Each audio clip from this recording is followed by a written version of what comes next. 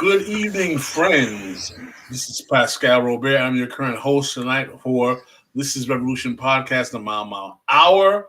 We will be this evening hosting Daniel Bessner, and we'll be talking about the uselessness of hyperpolitics. Please like and subscribe to the page. If you are not become a patron. Subscribe for $3 to $30 a month to get our merch and also be able to access our Patreon hour. For our production, we're going to have the great and wonderful M. Toussaint, who is here with us on the screen. M. Toussaint, how are you? I'm okay. How are you? I'm so sorry. I mixed up the intros. Oh yeah, I know you didn't have my infamous Mama music. It's okay. You didn't throw me off too much. Okay, I'm sorry about that. It's all right. We can use it for the extra. But moving on to the show, in his 2020 piece, The End of Mass Politics, Daniel Bessner discussed the over century-long plan by political elites to limit the influence of average citizens on modern politics.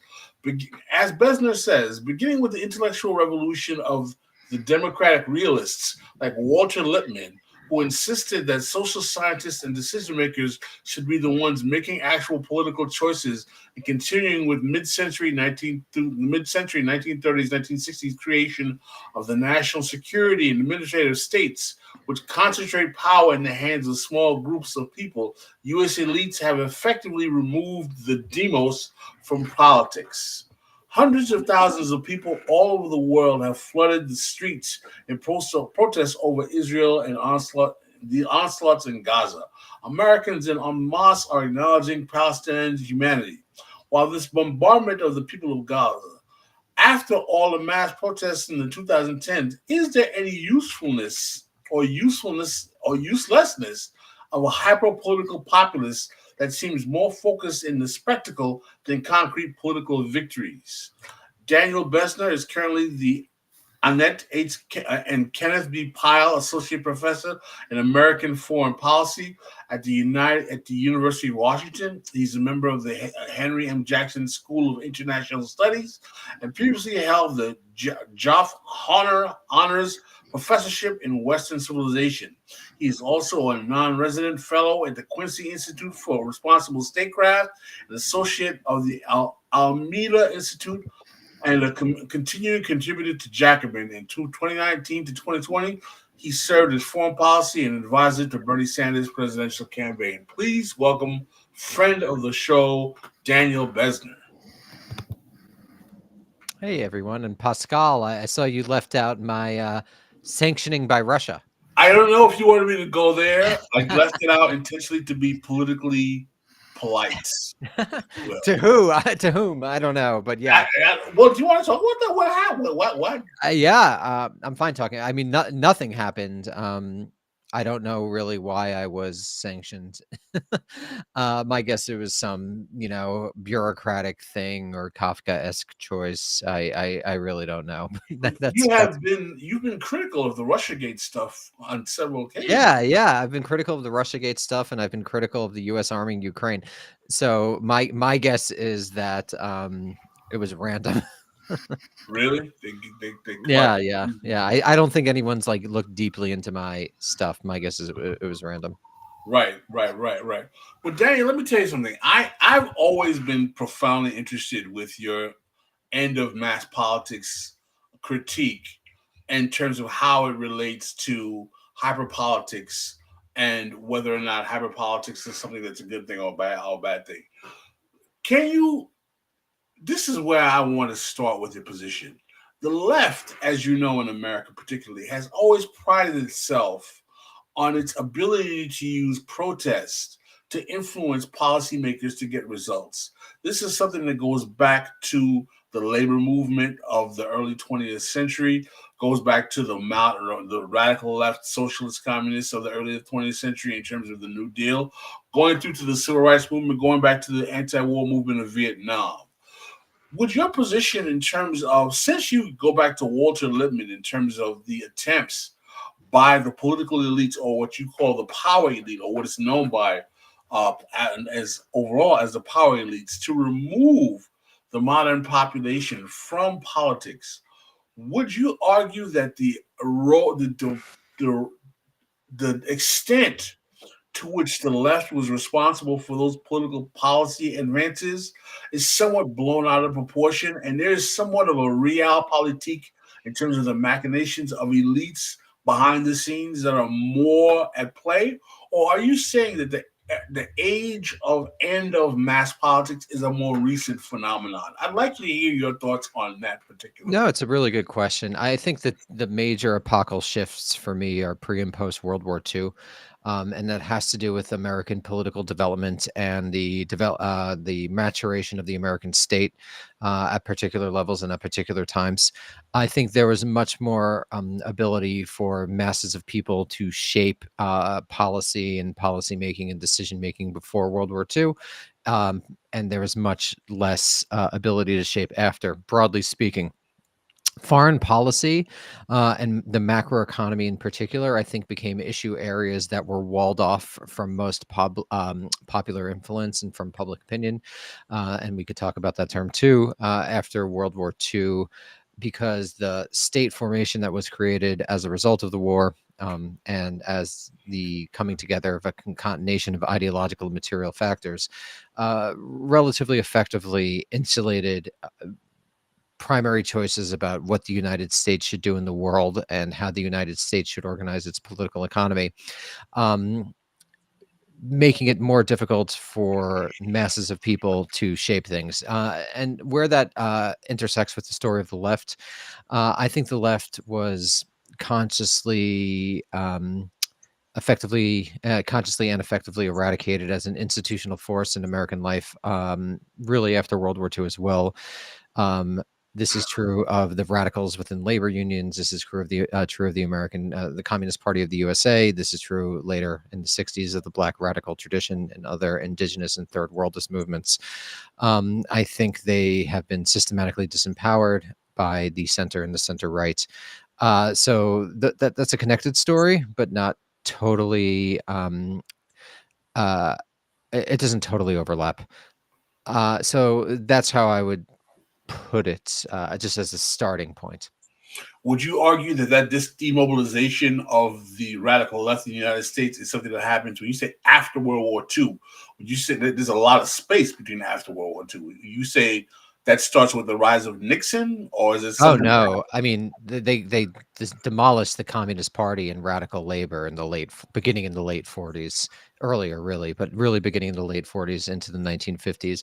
And I always think it was very difficult that you were going to have any genuinely radical left without a mobilized left-wing labor movement, and for a variety of reasons, in my opinion, primarily due to the free land. The American labor movement was also always more conservative, small c, than, for example, European labor. European labor always had more radical groupings. There were radical groupings in U.S. labor, particularly in the late 19th and early 20th century. But I think by the time of its institutionalization in the 30s, 40s, and really into the 50s, it had been much less radical. And the leaders of labor essentially made a deal with the national security state that they weren't going to fundamentally challenge the Cold War and that they were going to be fundamentally anti-communist, which didn't necessarily have to be the case and not necessarily predicted if you're looking at 1880, that by 80 years later, American labor movement would be profoundly anti-communist and anti-radical. But that is what happened. Nixon is already the die was cast, in my opinion, and we could even go larger. I think the die was really cast in a macro historical sense in 1914, but that's a different question. Well, how do you juxtapose your position with the rise of Black Power, the rise of the radicals of the '60s, and the Civil Rights Movement? Would you argue that it actually was not a radical political constituency at all, but rather more liberal? Or would you also argue, as far as some have gone, that much of some of the Black Power rhetoric was actually more conservative in terms of what it was actually administering in terms of solutions? Well, I think when you're looking at the civil rights movement and the Black Power movement, there are undoubtedly radical elements, but the problem is that it's trying to fit them into a left-right political binary that wasn't really used in the United States until the 1940s and doesn't really quite make sense, mapping onto American political ideologies, which until really World War II and really after World War II were not considered to be like on the same left-right spectrum as operated in Europe. So when you look at the Black Power movement or you look at the civil rights movement, when you're trying to place it on a left-right spectrum, it never really quite fits. This is less true of Black Power, particularly in the 1960s, when it's very self-consciously left-wing, because that had been the politics of the previous 20 years. But it certainly contained what I would consider to be socially conservative elements. It seemed to be patriarchal in some regards, but it also seemed to be genuinely revolutionary in other regards, and anti-capitalist and Marxist and pro-colonial and pro-decolonization. So it's my understanding is it's not my specialty, but my understanding is that it was an amalgamation of features that cannot so easily be placed into the left-right binary. I think the civil rights movement likewise had different moments, different people who are advocating particular things. I think Martin Luther King Jr. is a much more left-wing thinker than he has been amalgamated into the liberal imaginary, particularly. I mean, I think he was a left-wing thinker, frankly, from the beginning. But the Poor People's Campaign toward the end of his life, plans for the various Poor People's marches, I think were quite radical, which probably didn't endear him to the official organs of state. So no, of course, there's mass political movements. I mean, is it fair to call the civil rights movement a left-wing movement? Yes and no. We'd have to talk about what we meant by that, but it was certainly a mass-based political movement that shaped things.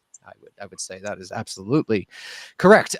Also, one would notice that that's not really in the area of foreign policy or the macroeconomy. That was about domestic social legislation and obviously race, which is very important. But it's not the two arenas of social life that were explicitly cordoned off from the public, at least in my opinion, which were again foreign policy, macroeconomy. So so let's focus on that particularly. For your purposes, the end of mass politics relatively importantly deals with two issues, particularly foreign policy. Yeah, And yes and no. Yes and no. So I think there's a very famous 2014 paper by Gillens and Page, I believe their names are, which just effectively shows that ordinary Americans' interests don't have an independent impact. I think that's the language that they use on policy, whereas business interests and capitalist interests do. So it's not just foreign policy in the macroeconomy, but I think that something like the civil rights movement would have been you couldn't have that, or it wouldn't have been successful, at least even on that scale, to, for example, have the United States not be hegemon. I don't think that was ever going to be an option in the same way. I think for a variety of reasons over the 20th century, the liberal power elite, its ideology on race liberalized, became more progressive, or what we would call in today's language left, again, for a variety of reasons. And I don't think that power elite went left on the macroeconomy or went left on the foreign policy. Well, here at This Is Revolution podcast, we postulate that the Cold War realpolitik had a lot more to do with that than people ascribe in terms of. Yeah, that's the Mary Dudziak argument. I mean, I think it's both. I think that within the mainline elite Protestantism, there's long abolitionist strands going back deep into the 19th century and not before. And so those became more powerful for a variety of reasons. I think the liberal Protestant mainline secularized, and that their sort of eschatology, which was previously millenarian and previously linked to like literally God after secularization, began to take different forms. And one of the things that was sort of a redemption narrative, redemption arc, was found in the civil rights movement. So I think Cold War geopolitics is one factor. I think secularization of the liberal Protestant elite is another factor. And I think the welcoming of the welcoming of previously populations not considered white, like Jews and Irish and Italians, into the liberal white power elite also shaped things. That there was recent examples of whitening, and people within those communities felt a kinship to the African American community in the United States. So I think there's a lot going on there, but Cold War geopolitics is a factor. Can you explain to the audience, there's a very powerful term that you're using that comes from C. Wright Mills' books, The Power Elite. What is the power elite, and what are the institutions that make it up particularly? Sure. So there is, in the early 20th century, you ask a historian a question, they always say it's more complicated and started earlier. So there were three theorists around the turn of the 20th century: Vilfredo Pareto, Gaetano Mosca, and Robert Michels. And they were theorists of the elites. Elite theorists. They developed something called the elite theory of democracy, or the elite theory of politics, and this notion of circulation of elites. And they had different exact opinions, but broadly speaking, that they were very influential in arguing that elites were really the most important members of modern society, that elites had the power, and that they were contraposed to this thing called the masses, which first began to be theorized in the late 19th and really in the early 20th century. And so this is later taken up by someone like C. Wright Mills, an American sociologist, actually very influenced by German sociology. It was really German sociologists, actually, like the guy I wrote my first book about, Hans Speyer, people like Emil Lederer, people like Siegfried Krakauer, who started theorizing in Germany this notion of the power elite, and sort of trying to refigure Marxist theory, which is effectively between classes, in light of elite theories of democracy. And so these guys were exiled by the Nazis in the 1930s. C. Wright Mills is is educated, I think, in the late 30s or 40s. I used to know this by heart, but I don't any longer. C. Wright Mills, if I remember correctly, was Hans Goethe, who was a German sociologist, actually translated Weber, like selections of Weber, came out in a book, I believe, called From Max Weber. And so Mills is very engaged with this German tradition of sociological thinking that focuses on the elite. And so he basically writes a book in I think it's 59. Is it 59 or 60 or 62? Power Elite is 56. Okay. So he writes a book in 1956 titled The Power Elite, which really doesn't applies these Weberian German insights into the 1950s Cold War United States. And he argues that power elites, military elites, political elites, economic elites are really the crucial, or at least are a very crucial part of the ruling of why society functions as it does. I see exactly. And basically, your argument is that they have been the crux of the policy progenitors in the United States for pretty much over a century, and they intentionally made that so by shifting away the ability of the demos, so the members of the democratic members of society, from having an influence on politics, which is the largest part. Right, and this is sort of the ironic consequence of the New Deal, is that you can think about the institutions made in the late 1940s, the National Security Council, CIA, DOD, Council of Economic Advisors, these alphabet soup agencies, which were really influenced by progressive era thinking about managing the world, like literally using experts and centralized institutions in the government to manage the world. So if the first New Deal was about the social democratic compromise in the domestic political economy, this second New Deal of the late 1940s was really about creating a institutional basis of global politics. And so I think what those institutions do, what they had as one of their I think intended consequences was that they helped make foreign policy into more of an elite sphere, a sphere where ordinary people wouldn't necessarily have as much influence. And there were a variety of reasons for this. I mean, in late World War II, early post-war period, there's a lot of social scientific studies that seem to demonstrate the ignorance of the masses, both of the masses in the United States, also the masses elsewhere. There's a bunch of labor agitation immediately after World War II, which really discomfited elites. There's this fear of the rise of the masses. And then there's this emergence of the Cold War. So elites understand the US-Soviet struggle as an existential one. And so they are worried that ordinary people aren't necessarily want to commit themselves to fighting an existential, potentially decades-long war with the Soviet Union. So they had to wall off foreign policy. And then, of course, there's a renewed resurgence of anxiety about communism, the Red Scare, the Lavender Scare, what have you. And so this really closes off the social democratic let's say trend that was emergent in the United States throughout World War II, which is, of course, one of the greatest instances of central planning of all time.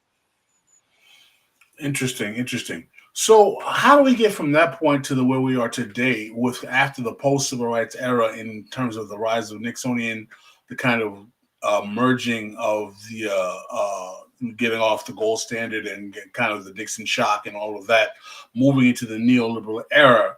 Does that further facilitate the push to the end of mass politics in terms of its utility, or does it in any way give birth to a new types of floundering mass politics, with things like the attempts to challenge of say South African apartheid in the 80s, or other types of protests going into the say the first Gulf War, or maybe the war on terror.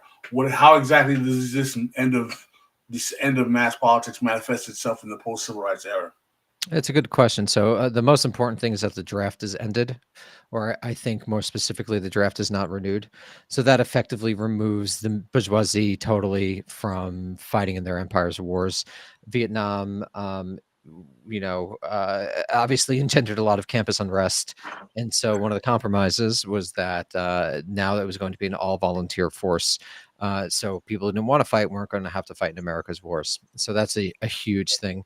I think the end of Bretton Woods allows for the emergence of financialization, and financialization, and as the profit rate continues to fall from the 1970s onward, as deindustrialization happens and more of the economy progressively becomes basically just in a fake world of numbers and calculations, the technocratic skills, the math skills, quantitative skills required to operate in that world make it further difficult for ordinary people to basically exert claims and exert influence in the economic sphere. So the economy gets further pushed away from the ordinary person's influence, which is, of course, later manifested in the neoliberalism of Carter, Reagan, and beyond. So I think those two structural transformations really set the stage for what happens in the war on terror and beyond, which is that Americans are not really going to fight in those wars. These wars are for technological reasons, and the American obsession, as Sam Moyn has charted, with making war more humane. Not only are not people not going to fight in these wars, but there's going to be robots who are fighting in these wars. And I think that basically the major decisions were made earlier, but by the time of the war on terror, there was a whole system that was allowing these types of decisions to be made almost without any reference to public opinion. I mean, look at the Iraq War, those protests, look at basically any foreign policy thing that people protest. It doesn't really matter. Look at the response to the Great Recession, totally helped finance and Wall Street, didn't help ordinary Americans. We even though we vote, we don't live in any stretch of the imagination economic democracy. And so I think there are these serious drawbacks to the end of mass politics, even though we find ourselves here today. Okay, well, now let's take this to today then. Now, in light of, this is a very serious, it's a bit pessimistic and a bit gloom and doom, Danny. I'm sure you've been told that your position is I mean, I just think it's accurate. Right. Well, the thing is, though, one of the things in your piece that you say is that you expect people to resign themselves to certain realities, and one of them is basically the fact that capitalism has won. And for many on the left to have to resign themselves to that is somewhat. Well, you don't have to resign yourself. Just very quickly, sorry to interrupt. It's that a correct diagnosis is going to be the source of any actual change. So tricking yourselves isn't, I think, helpful in the medium terms. So I don't view it as necessarily pessimistic, but as trying to diagnose what's actually going on. Sorry, okay. Please. All right, that's fair. That's fair. I didn't mean to miscategorize what your position is on the subject matter. Since October 7th, we've had thousands, hundreds of protests all over the world in terms of what's going on in the Middle East after the perceived attacks of Hamas and the rise of an awareness of what's going on in Palestine that I have not seen in my lifetime at all. I mean, I'm old enough to remember a position where a time where the power elite had a rock solid control of the consciousness of the Western world in terms of the utility of Zionism, in terms of the worldview in that era. It was unchallenged, it was unquestioned, and it was directly the case. If your theory of the end of mass politics is true, why does there seem to be such an effective peeling away of the veneer of the legitimacy of Zionism in the consciousness of so many people in the United States and the body politic? I don't think consciousness matters that much. To me, the reasons are effectively clear. It's that social media allows people to see what's happening on the ground, and that as we get further and further away from the Holocaust, people are less sympathetic to the Israeli project by dint of being further away from the Holocaust and not being connected to people who survived World War II and um, the genocide against the Jews. But I think it might be effective in raising consciousness, and I mean, frankly.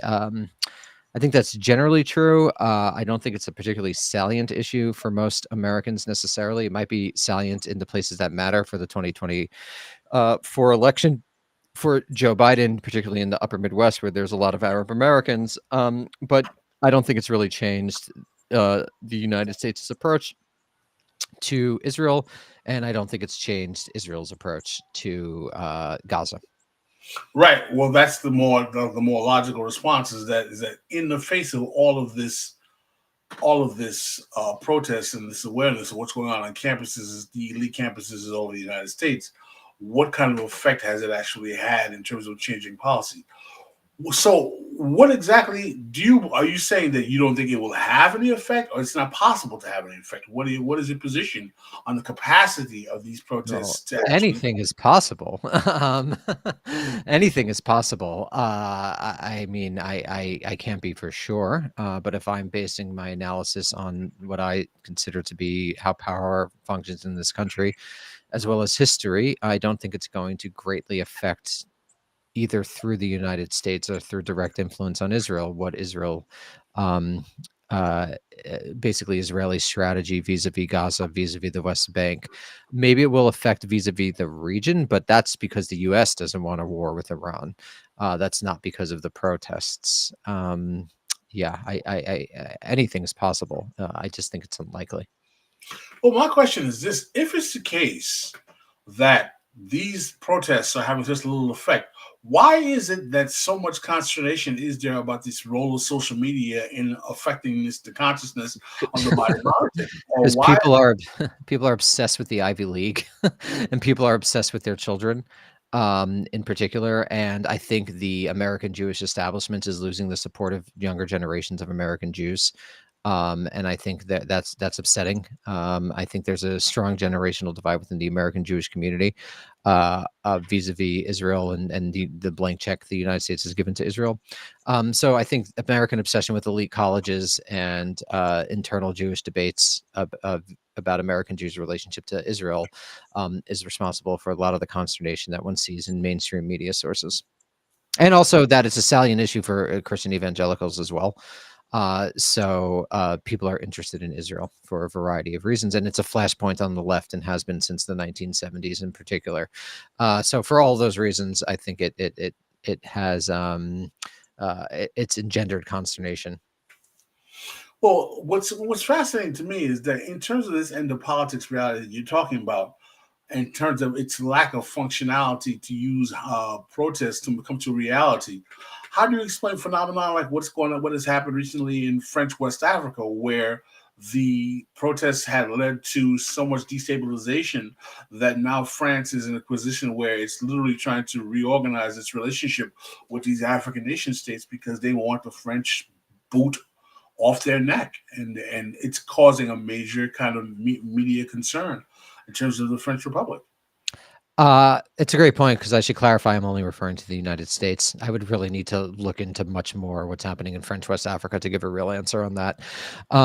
Even, I mean, I wouldn't even be comfortable saying it applies to the UK, even though my sense is that it does. And my sense is that it also applies to the core countries in the North Atlantic world, Germany, France, the UK, and the United States. But I'm really only speaking about the United States. So I take your point. This isn't necessarily a global theory of politics. I know Anton Jaeger spends much more time thinking about Europe and writing about Europe than I have. So he's talked about that more, but I'm really speaking primarily to the United States. Anton Jaeger is the one who's come up with the concept of hyperpolitics. Are you familiar with his idea of hyperpolitics? Yeah, he has a book, Hyperpolitik, that I think is just been released auf Deutsch. So, yeah, I'm familiar with it. I mean, to be honest, I'm not like mega familiar with it. I think it rhymes with what I say. I think Anton actually published one of his first pieces on Hyperpolitik, I think like 2 days before I published my End of Mass Politics essay. So there's clearly something in the air that thinkers from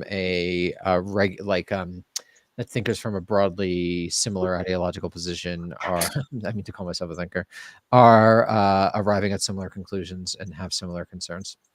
But what is fascinating to me also is that for someone of your age and your particular generation who comes out of the Bernie Sanders brigade, to say that the capacity of the demos to change things is limited is somewhat kind of shocking to me, because some would argue that this is the generation that had put socialism on the map, had the most capacity to eventually change the political economy of the United States.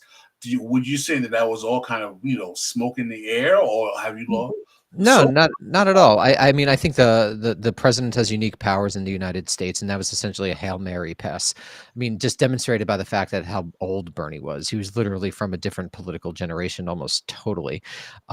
So that was an attempt to basically skip over the problems of mass organization, to skip over the problems of not having real left-wing labor unions, to skip over the problem of not having an institutionalized left in the United States, was the Bernie Sanders presidential campaign. And I think if he won, he would have been able to do a lot, but he didn't win for a variety of reasons, and that basically Hail Mary pass missed. So you're saying that you believe that his political rise was actually as a product of the lack of institutional left, and was an attempt to make up the gap in a certain way? I think his institutional rise was enabled by the obvious failure of Democratic Party liberalism and neoliberalism broadly. I think that was a function of it. I think the promises made by liberalism after the end of the Cold War just didn't come through, due to neoliberalism, due to the focus on deregulation, due to the basically classically liberal perspective of the American elite of both political parties. And absent those failures, particularly absent the fact that the middle class and upper middle class didn't effectively reproduce itself, Bernie was probably impossible. But because neoliberalism devours all that it encounters, it provided space for a national political candidate to win the support, particularly of educated millennials, and others. I think others as well. But when you talk about like introduced socialism, you're really referring to elite media, which is populated by educated millennials, and there was obvious material reasons why they basically the failures of neoliberalism led them to support Bernie. Interesting. Well, I mean, the only reason I take myself as a case in point, the only reason I knew what social democracy was is because I happened to study Germany in the 1920s. And so I was like reading about social democracy in 2008, 2009, 2010. Like that was not a live political movement really until Bernie Sanders. So it was only going to be like strange people who otherwise encountered socialism were it not for Bernie. So another question I want to ask you is that in your position in terms of the futility of mass politics, in terms of its ability to bring forth change in terms of policy and those who create policy, my question has always been, I can understand you're saying that mass politics fails in terms of the left being able to influence things. Why does it seem that mass politics works for the right? When you see the mobilizations of Trumpism and their ability to get people on the ground to influence or maybe support their project and shape the direction that it's going, why is it that the ability of people who are within the Trumpist camp to influence their policyholders seems more effective than it does on the left if mass politics doesn't work? Is this something that's one-dimensional in terms of the political paradigm or tendency that it affects, or is it both sides of the actual pendulum? I mean, my understanding is that it's not as effective on the right wing either. That studies demonstrate that ordinary people still don't have that much influence. That ordinary organized business interests are what have the influence, and that's a cross-party phenomenon. Think about large media companies; they donate enormous amounts to both political parties. I mean, if you're referring to January 6th, I could say that is an instance of mass politics. Of course, Trump didn't remain president. So in that instance, the state was still far more powerful than the organized mass. And if you're referring to something else, I'm not quite sure what you're necessarily referring to. I mean, there's for example, the movements to end CRT and all of these other educational movements, the move against DEI that are being roused in the I grassroots. just view that as culture war bullshit. Ultimately, like that's the American culture war, which is going to be fought in elite media spaces. I don't think that's a particular example of mass politics. That's how I view it, at least. Like CRT, this is just like so the New York Times could write about nonsense and the Daily Wire could write back. These aren't particularly crucial issues, in my opinion. And So you you see it right now with the protests on campus, right? They don't seem to really care much about equity or inclusion when they're calling in the NYPD to clear out campuses. I think it was mostly bullshit corporate speak. Tyler Harper is, I think, correct about this. I don't know if you know him. He's if you should have him on. I think Tyler's a good dude. He's a professor. He studies. He's a comp lit guy at, I think, at Bates, and he studies the human instinction. But he's like become a little bit of a public figure more recently, and so he has a good point about, you should have him on to talk about this. I agree with his point about corporate DEI, basically. what's his position? That universities Yeah. university Go ahead. oh, he's been on. Okay, great. That universities are stuck between a rock and a hard place, and effectively because they market themselves as social justice people to incoming students. The Columbia, my alma mater, would always reference 1968, and my understanding is that they still do that now, but at the same time they're militarily reliant on the donor class, which is more conservative in a variety of ways. So in the end, the donor class wins, and that all this radical stuff is window dressing to attract customers, but when the shit hits the fan, it's the capital that wins in the end. Well, let me ask you a question. Understanding, and I don't want you to think that I'm hostile to your overall theory on the end of mass politics. No, be hostile. I like hostility. No, I actually think that your position has what's actually somewhat devastating to me is that there's truth to it. It makes a lot of sense, and it's quite logical in terms of its actual conclusions. But my position is that how can we change that reality? Because you're telling, and the second thing is that what exactly is the solution to the ability of the power elite to concentrate so much role? And frankly, in the face of things like the rise of COVID, for example, that showed me that we have a power elite that is becoming more and more inept. Do you agree that the power elite is becoming more inept in their capacity to rule the affairs of governing society? Do you think that's actually true, or have they been able to consolidate their power more effectively, and that there's a perception that they're actually losing their grasp? Because what I find is that the demos is rumbling with discontent about what's going on and how things are being ruled. And my question is, how does that translate into a real politics where we can get things to change in the society? Do you have a solution to that, or do you have any do you think that conclusion is incorrect? Well, the solution is to subscribe to my podcast, American Prestige. That's step one. Other steps will be followed.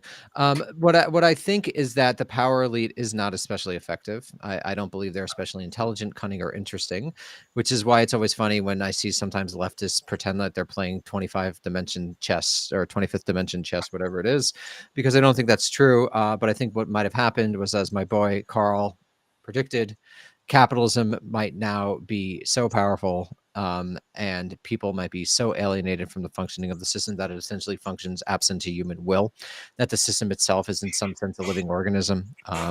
The way that I put it before, people who have listened to me probably heard me say this, but it's like Skynet has become self-aware, that it doesn't matter what human beings want or what the human will is or what the will of the demos or what the will of the power elite is that capitalism's going to do what capitalism's going to do, which might be partially why someone like Elon Musk needs to buy Twitter or needs to go to outer space, because unlike someone like JP Morgan or John D. Rockefeller, he can't literally go into the economy and shape it. Capitalism might be too complex, it might be too institutionalized, and might be too global for it to be truly for it to be easily subjected to the human will. Do I think it's possible? I hope it's possible. I mean, it would just be the classic things that people would normally do: analyze the system, identify what is actually going on, and try to find structural weak points wherever those are, and go after them. Maybe that's the long march through the institutions. I don't know, but one would have to imagine that there is some way to tame it. But I think that the left is failing by using atavistic 20th century technologies and institutions like the mass protest to basically rage against a machine that is not listening. Well, I want you to rephrase. That's a very loaded charge.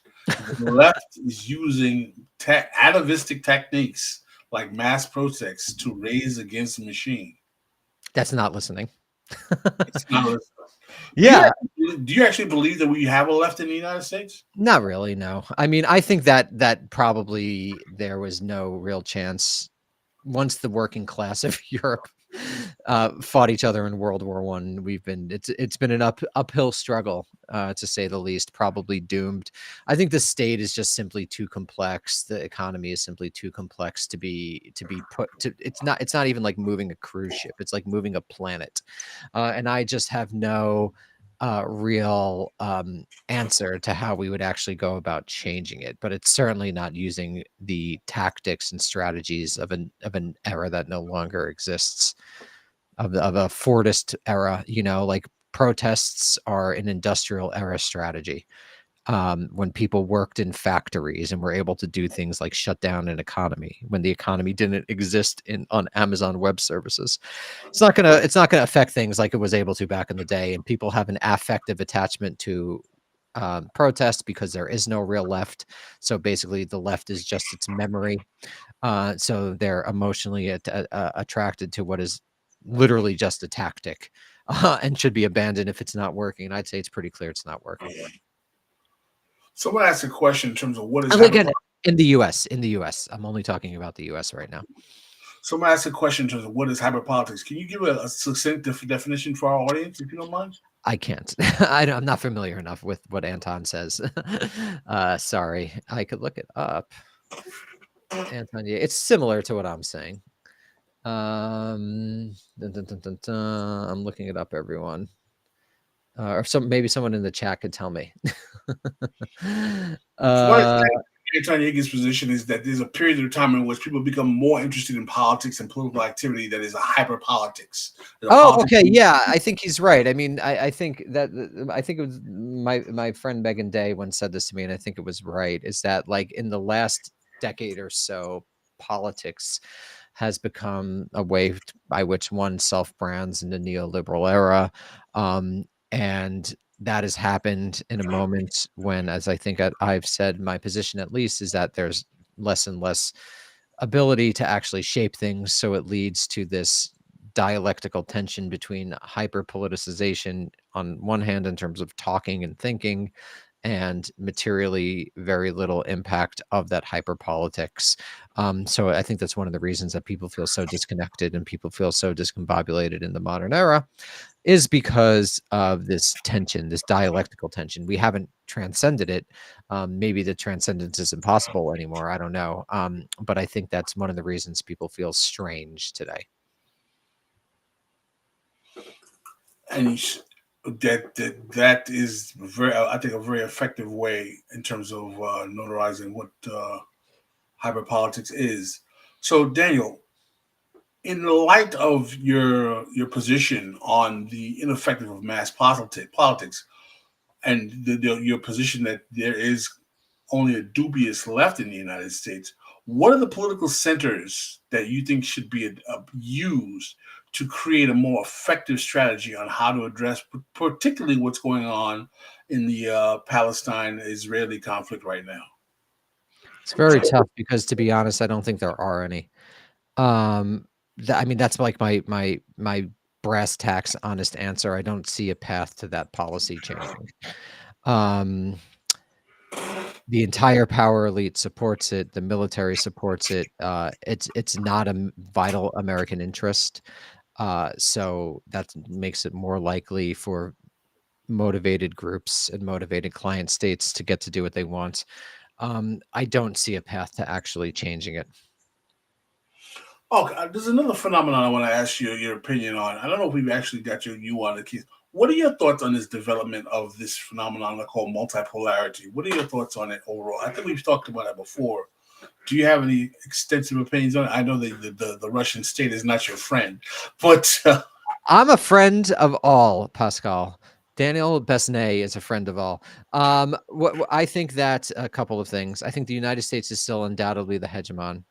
I think it is by far the most powerful nation on earth, both militarily and economically. However, at the same time, I do not believe that the United States' global hegemony is going to remain in the same form that it has remained since World War II. In particular, I don't think the United States is going to remain forever dominant in East Asia. My guess is that there's going to be some form of regional hegemonic transition over the next 40 to 50 years, which is probably natural given just China's sheer size and its sheer power. And even though that the United States will no longer be regionally hegemonic in East Asia, it will still be, I think, significantly more powerful than China into the foreseeable future, and it'll be the hegemon. well, let me ask you a question as well in that regard. If we are at the end of mass politics, and we are seeing the waning of the hegemony of the United States, does it not mean that that creates a potential fracture that will allow mass politics to perhaps cause the state to react to the demos in a way in which could create policy that is more in line with the demands of the people out of a fear of losing its possible hold on the overall condition of the globe? I'm not necessarily sure that I would see the connection between relative decline of U.S. hegemony because the U.S. will still be incredibly powerful, and they'll still be. I mean, I do think Americans get less and less from the empire, but there's still pride and desire to be the leading nation in the world. There's American exceptionalism is still quite powerful. Um, I don't think, at least in the foreseeable future, that the hegemony is going to decline to the point where it will engender a social crisis at home. Again, partially because the empire, unlike, let's say, the British Empire, you don't need thousands upon thousands, tens of thousands of people to actually police it, to actually run it. This is a very elite directed affair. And as technology becomes more and more dystopian, you'll be able to do, which is already being done, surveil and threaten from Colorado, as opposed to, going out to Waziristan, as the case may be. So, if that has been the case, then why does the state spend so much money on surveillance techniques? If they're so in control, it shocks me why they spend so many resources to basically neutralize dissent in this country in terms of Yeah, so I think this is a fundamental misinterpretation of the left. That's just what bureaucracies do. They expand over time and spend an enormous amount of money on things that may or may not be actually useful. It's not like the state is a brain that is rationally deciding to spend money. I think this is just kind of iron law bureaucracy stuff. And the DoD, for example, is a 70-year-old bureaucracy. The accrual of institutional pathways over that time, particularly given the fact that the American state, I would say, is a strange mixture of both state and parastatal institutions, makes it, a lot of this, I think, is just wasteful spending, like on the F-35 or on surveillance technologies that don't actually do that much, or that, they buy. The DoD spends enormous amount of money on contracting these companies to surveil Americans and pumping money through the system. I don't think there's necessarily a rationality there that indicates that these are necessarily so effective or important. For example, I don't think ad tech is that effective, but it's what the entire internet runs on. And this also has to do with the falling rate of profit and the fact that financialization allows money to be sort of artificially made in space, not based on any real investment in anything. So that where the financialization point comes back into the story. I wish we had a much more optimistic way of prescribing a challenge to these phenomenon. Do you see how do you see these things affecting the presidential election? It's tough to know.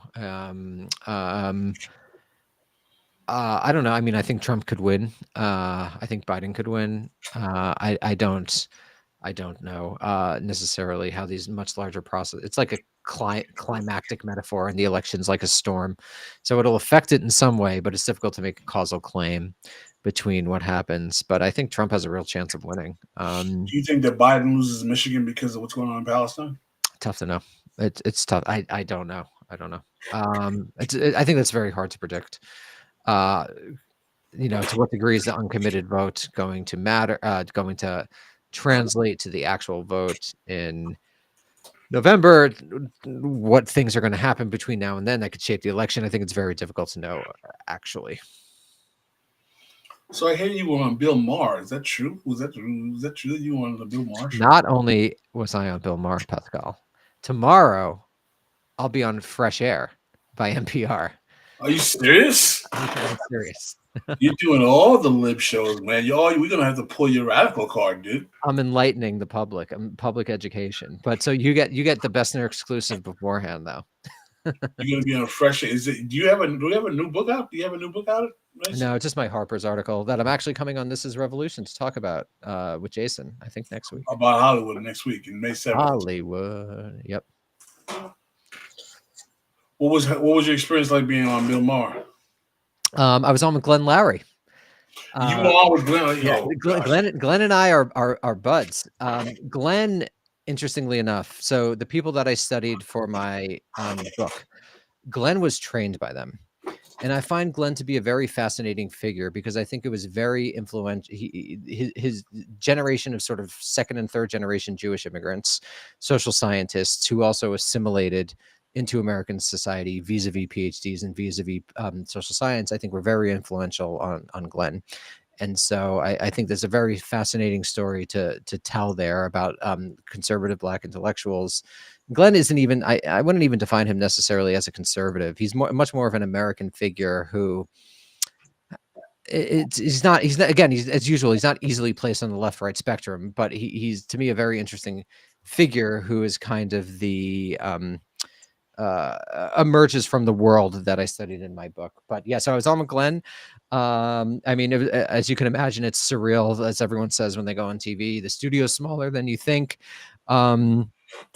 Didn't have much interaction with Bill. You kind of go into the dressing room, they kind of call you, you have a conversation. I got a couple of applause lines. That's what they tell you. They're like, you got a few applause lines. And yeah, that was that. That was about a year ago. Yeah, his politics are pretty atrocious. Yeah, well, it was interesting because like we spent a lot of time talking about the university, right? And he was, as far as I can tell, he was into the my criticism of administration, and the lack of faculty governance. I'm trying to remember what else we talked about. I talked about how teachers needed to make more. I remember that got applause. Honestly, it's difficult. Oh yes, we were talking about Black crime. I was asked about Black crime because Glenn obviously writes a lot about that, and I just basically disagreed with. They tried to make it a cultural issue. I'm like, it's the economy, if anything, and how could you ignore? That's the main reason why I'm not a fan of Glenn Lowry, because he tries to make it seem that Black people are pathological. Well, it's very much a 70s era response. I mean, like when you situate it historically, it's very much a part of this, this response to the urban crisis in the late 1960s and this memory he has of growing up on the south side of Chicago and like what he imagines as to be more coherent communities. But I think he totally misses the economic basis of it. So it's, I mean, I've fought with him about this before. It's a totally superstructural analysis, which is pathological in a sense, but I don't think it's interesting. He doesn't psychologize it, right? It's about like cultural reproduction.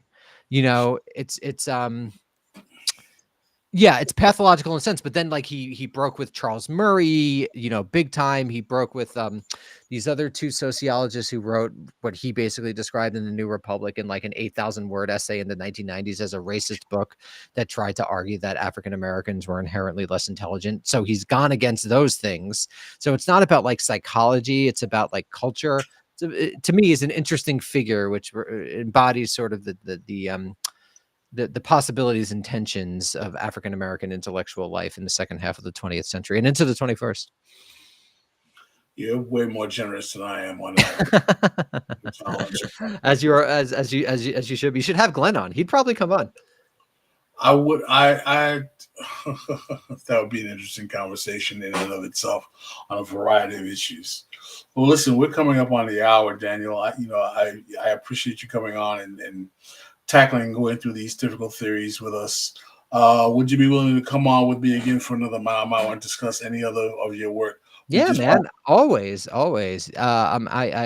think I tweeted, you're one of my favorite podcasters.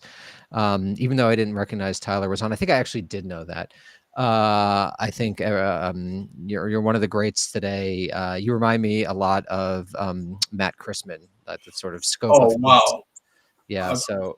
And Matt's one of the best podcasters, and I think you're one of the best podcasters. So happy to come on whenever you'll have me. I appreciate that, brother. Thank you very much. Well, thank you for coming on and being a guest on This Is Revolution podcast. For those who are new to the show, like and subscribe, hit the bell, share with your friends. This is the Mau Hour, the last Wednesday of the month, and we'll be coming back and having these more regularly. And Toussaint, would you like to come in and join us? Do you have anything you'd like to say? Is Toussaint there? Yeah, I'm here. Please like and subscribe. Subscriptions are super important, guys. It means a lot for us to see the numbers and to know that you support us. Yeah, like and subscribe. Give that money. This is labor. Compensate labor. There you go. All right. And Toussaint, we are out.